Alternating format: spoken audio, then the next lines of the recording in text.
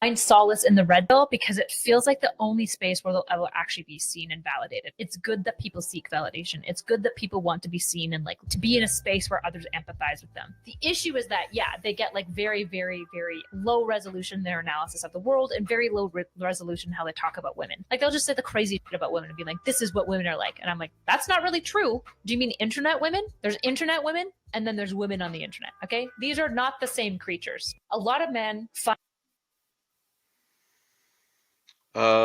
Yeah, I mean that's kind of interesting that her solution, this would probably be a liberal's take on the red pill, and her solution is the problem. The actual movement is them seeking, self validation and exploring your, like, trying to satisfy your own needs. So it's like, It goes along with every other non-godly, non-Christian concept, yeah, yeah. right? So it's like, It's selfishness. That's all it yeah. is. It's kind of like with Tate, where it's like, well, you're the solution to your lust for having a bunch of women is just to bed a bunch of women.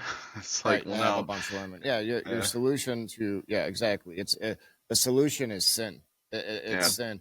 And I will say this, we see this overarching theme throughout all of society. It seems with the younger generation is, they only care about themselves, right? And what that girl just said was seeking self validation from who? yeah, Who are you seeking validation from, if not from God? Um, it sounds harmless, selfishness and self validation. But I will say this: if you go to the Church of Satan's website and you look at their mission statement, you will see that the Church of Satan literally says, "We do not worship the devil. We do not worship yeah, Satan. yeah, We worship ourselves. We exactly. teach you how to love yourself." Right? And that's exactly what Satan did to get kicked out of heaven, though. It was Yeah, pride. It was love of his own beauty. Like, come on, people. We got to do better. We got to do better. I don't Yeah, like that the is. fact that I people mean, can see me naked on the internet, or can see it on the internet, or can see those things happening to me. I think that it's gross. I mean, I'm proud of myself and what I've done, and I wouldn't take anything back. However, it's not like I like the idea that people can view that of me. I personally, those videos make me want to throw up. Experiences are really humiliating for me, and I wish that they never happened. Sorry. Oh, don't cry. Will modern women ever lose? Is there ever a consequence for women doing anything? dude. I guess, yeah, it looks like a reaction video, but it's like, yeah, it's definitely kind of the face of the, you know, she doesn't really, she's still young, so she is still kind of like, well, I feel empowered the fact I did it, but it's out there that just bothers me, and it's like, Well, and well, yeah, you put it out there, and that's the now you regret problem. it. Yeah. Exactly. That's the problem, and there's no taking that back, right? And these, I feel sorry for Hmm. the younger generation of females today, and I blame men by large for the condition that they're in. They do not value themselves. They've been taught that they're sex objects, and that their only value comes from showing their body, or you know, or making videos or pleasing men physically. Like it's so gross, and it's man's fault that this has Yeah. occurred. In my opinion, the lack of leadership, the lack of strong men, the lack of godly men, first and foremost, is to blame for this. I mean, look at what we've caused. And then, the first clip that you put on was just the perfect face of the beta male, useless consumer man or boy. I will not call them men. Those are not men. It's just those are the exact individuals and type of culture that is to blame for what has occurred to our females of today. It's gross. It's pathetic, and we need to fix it. And it's really kind of that last video we just watched with that girl that's like, it's obvious. I'm guessing that it's probably like one of those, like, it's a reaction video, so it's a oh, look at her, she's doesn't get it that she put that out there. What does she expect? This is her, this is the failure of the modern woman feminist movement. But you think about it, like, that girl's a straight up groomed victim. She doesn't fully Exactly. understand why she feels this way because she's a sex victim. And Exactly. like that's what that's this culture we've created, and it's like it is, it is like, we talk about.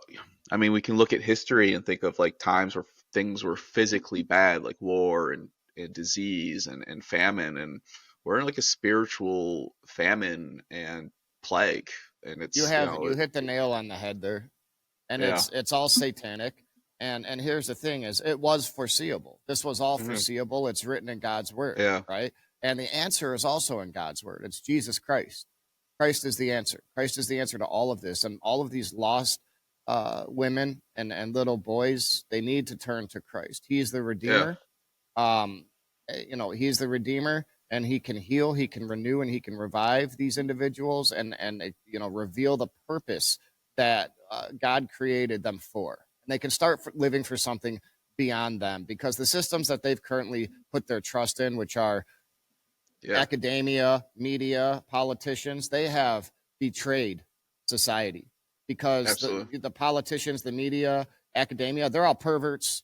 They're all perverts. That's who caused this, right? Yeah. They took the money, they knelt, and they started broadcasting the devil's message into impressionable minds. They betrayed our youth, and our youth bought into it because they didn't have the godly parents that they needed to counter this evil that has been cast upon our nation and the I world. think that, It's disgusting.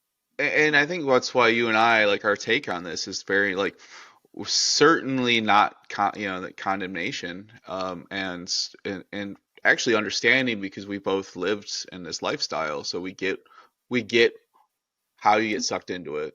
We Right. understand why it's attractive. We get it, like, we've done it ourselves, so we know what goes on, but then we also understand how, like, it makes you feel that it doesn't solve anything. It makes you worse, and it makes you, it Oh inflicts a lot yeah. of pain.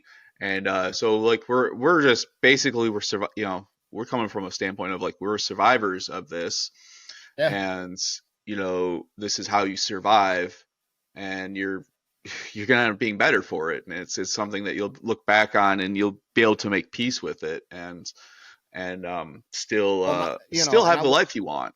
Right, right. And what I have found is all of my past transgressions, where I fell short, where I lived for the world, I made mistakes, I sinned, I hurt people, committed Yeah. violence, all of these things. I'm grateful for all of those things. Once I gave my life to Christ, and He started using me in a way that was positive in spreading His message and positive in helping individuals, right? I'm grateful for every mistake I've ever made. I'm grateful for every tragedy I've overcome. I'm grateful for all of those things. And I'm able to do that because I see what God did there. I see what God has done in my life, and God makes good no matter what. God makes good. So my advice to any of these individuals is find God, find Jesus. Don't look at the religious aspect of things. Don't look at perhaps what some churches are saying about you or the things that you've done. You are a creation of God. He created you with love, and He created you with purpose. So it's time, if you don't know that purpose, it's time Yeah. for you to discover that purpose.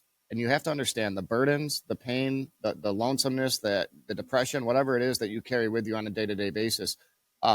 You are not an accident. Your life has meaning, and it has purpose because you are created by a loving Father. That's the truth. That's the truth. The lie is that Darwinian evolution. The lie is that your life doesn't have meaning or purpose, that you were just an accident. That is Yeah. the lie, right? The truth is that you are created by a Father, and Yep. and Christ is the Redeemer. So get to know Jesus Christ. Christ is the answer, and He will redeem you and reveal to you the value and purpose that you were originally created with. And think about the story of the thief on the cross right next to Jesus. It was Yeah. all he had to do was call out and recognize that Christ is Lord, and Christ. he so the idea that this is religion, some daunting task, like how will I ever become Saint Peter or something like that. It's like, Right. well, you have to start. It's like you got to actually just get in there and think about the story of Peter too, where it's like his constant failures. I mean, Peter was literally told by Jesus that I'm going to build my church. He named you Peter the rock because I'm going to build you upon you my church, and then he called him Satan.